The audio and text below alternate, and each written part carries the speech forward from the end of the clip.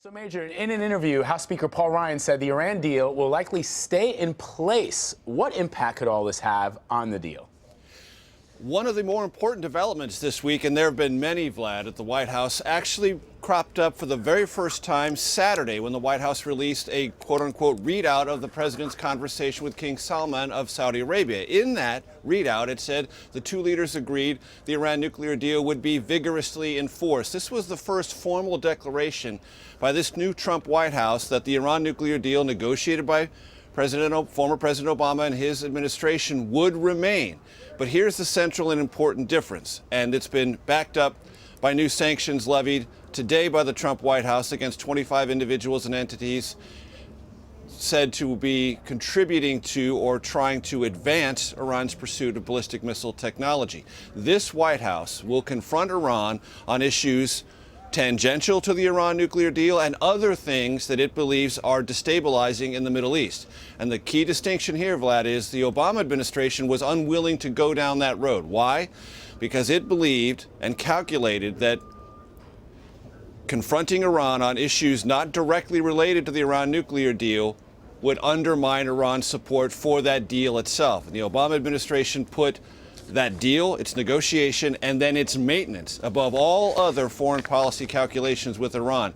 This Trump White House sees it differently, wants to confront Iran across the board and enforce the nuclear deal, and betting that Iran will live up to the nuclear deal and be deterred from other things like fomenting what the United States describes as terrorism in the region through proxy terrorist groups, as was identified by the White House today, such as the Houthis in Yemen.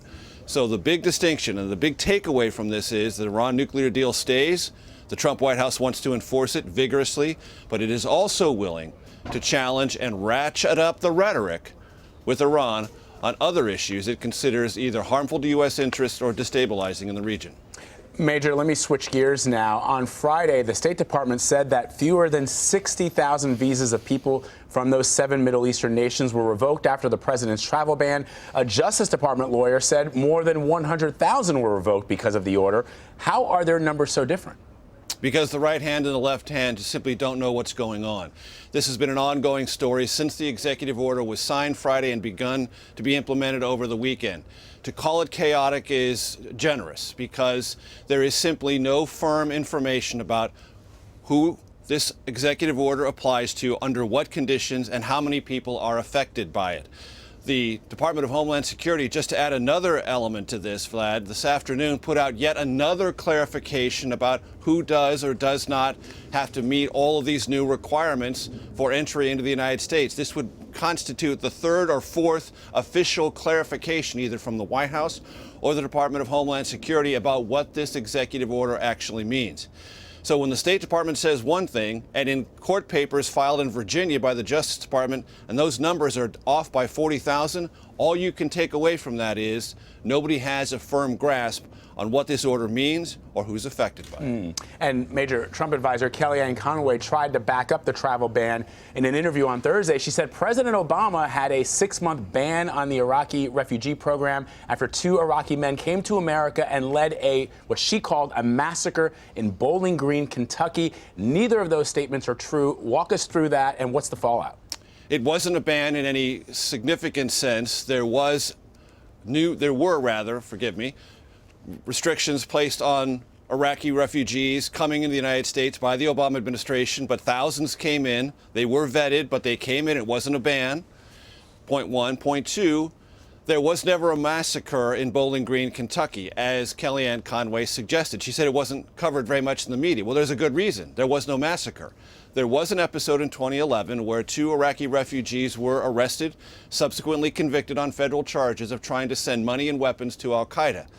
That is a matter of significant importance, but it is not a massacre. And the reason this is important is when the default justification for this executive order from this White House is continuously to protect the American people and keep everyone safe under all conditions, when you misdescribe the conditions of a previous administration or a previous regime of screening refugees, you undermine the credibility of what you're trying to achieve.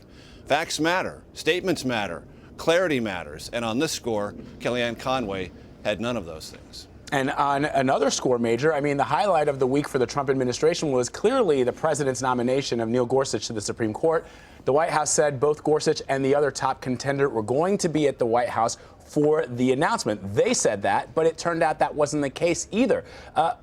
You know, you've covered the White House for many years. What's it like covering the White House when, as you point out, you have many instances of the left hand not necessarily knowing what the right hand is up to? Vlad, you may remember during the campaign, I made an observation saying this campaign, the Trump campaign, was unlike any I'd ever covered before because the least reliable source for information about the Trump campaign was the candidate himself. Because his opinions would change, his rhetoric would change, his mind would change, and he would deny saying things that he had said a week before, a day before, 2 weeks before. There is some aspect of that in this Trump White House, that contentions are made, representations are made, alternative facts are presented that simply do not check out. It makes this job more difficult, and it makes it more combative when the White House tells reporters, you're in the business of fake news, when things they say either on behalf of the president or at the podium itself bear no resemblance to facts. I mean, there's a couple of other instances. Twice this week, on successive days, Sean Spicer, the White House press secretary, while describing how much this administration respects Australia, mispronounced the last name of the Australian prime minister 2 days in a row. He also misdescribed Houthi rebels. He misdescribed the Iranians, saying they fired on a U.S. vessel. I had to correct him in the middle of the briefing and saying, no, it was Houthis firing on a Saudi vessel. When the press secretary of the President of the United States accuses one nation of firing on a U.S. vessel and it's erroneous, that's serious business. All of this I've just described happened in 1 week and 1 week only. Every White House goes through growing pains, but Vlad, we are reaching a level of inaccuracy that, in my experience, doesn't fall within the confines of growing pain. So, Major, does this mean that we're going to see, going forward, members of Congress, for example, like Senator John McCain, reaching out to the Australian ambassador to say, look, the president may have tweeted this, he may have said this off the cuff, but here is the position of the United States? That's possible. There's also another potential remedy, and I don't want to overanalyze something that I don't know to be the case, except I do know how Donald Trump operated as a candidate, and I know how he operated as a businessman. He worked the phones relentlessly.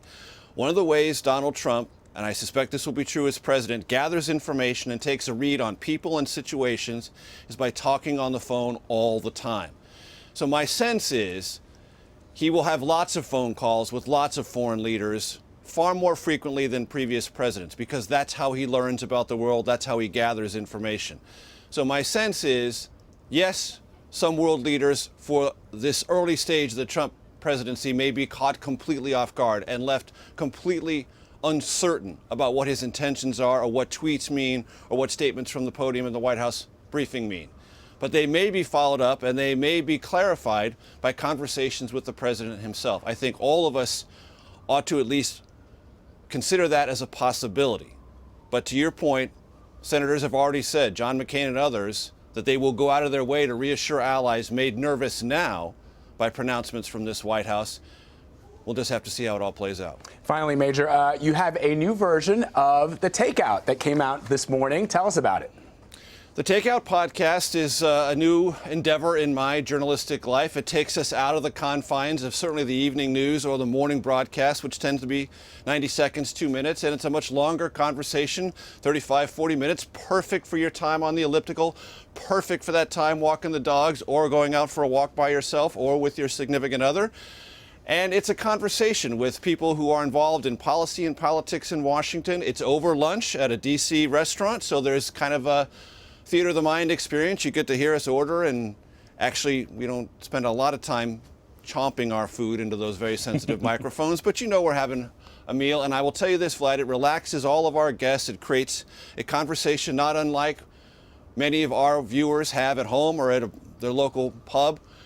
And that's kind of my innovation, bringing a podcast into a place where people are not feeling like they're being put on the firing line, but they're talking about their experience, their perspective on policy. And we also have a little bit of fun talking about comedy, movie, music, sports, culture, and some things that are a little on the lighter side. Fantastic. Major Garrett reporting for us at the White House. Thank you, Major, as always. Sure. Thank you.